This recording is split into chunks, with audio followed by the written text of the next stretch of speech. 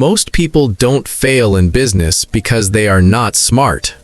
They fail because they are afraid to start. Some say, "I don't have money." Others say, "I don't have experience." And many quietly believe, "I can't do it alone." But what if I told you? The biggest businesses are not started with money. They are started with clarity. This is the story of a man who had almost nothing, but built something that changed not only his life, but the lives of many others. Listen carefully. In a small town near the countryside, there lived a man named Daniel. Daniel was not born rich. He was not highly educated.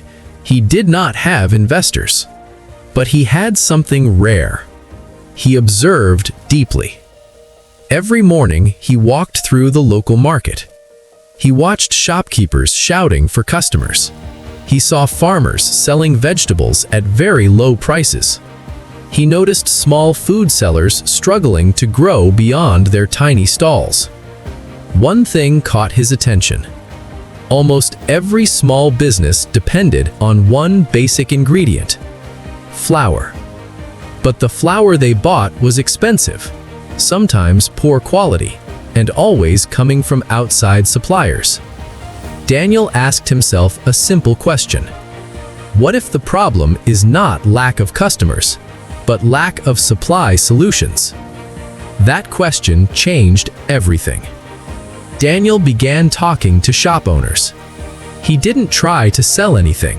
He just listened. One bakery owner said, "If flour was cheaper and consistent, I could double my production."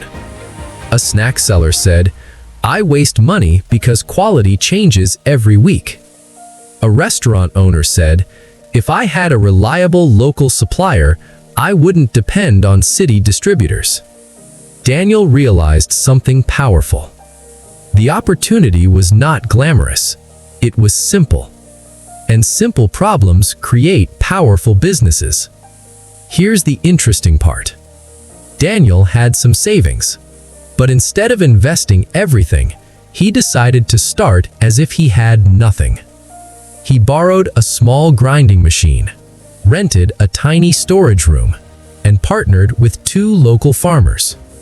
No big factory, no big launch. He produced a small batch of flour. Then he did something most beginners never do. He tested. He gave free samples to 5 shopkeepers. He asked for honest feedback. He adjusted the texture, improved the packaging, changed the branding. Rejection came quickly. 2 shopkeepers refused to buy. One said, "People only trust big brands." But Daniel didn't panic, because he started small. Every rejection was information. After 3 months of testing, Daniel created something different. Not just flour, but a brand built on consistency, fair price, local pride, and storytelling. His packaging had a simple message: made for our town. He offered small credit options to shopkeepers. He promised replacement if quality dropped. And most importantly, he built relationships. Instead of focusing on profit first, he focused on trust. And trust spreads faster than advertising. Within 1 year, something surprising happened. Small snack sellers started earning more. Bakeries expanded production. Restaurants reduced costs. Daniel didn't grow alone. He created a partnership model. Anyone could become a distributor with very small capital. This turned customers into partners, and partners into promoters. Soon, his flour was not just a product, it became a local movement. The lesson of this story is not about flour. It is about thinking. Daniel did not invent something new. He did not build an app. He did not raise millions. He simply observed carefully, identified a real problem, tested small, listened deeply, improved consistently, and built trust slowly. Success does not always come from big ideas. Sometimes it comes from improving ordinary things. Today, many people still say, "I will start when I have money." But maybe the real question is, will you start when you have clarity? You don't need everything. You need awareness, patience, and action.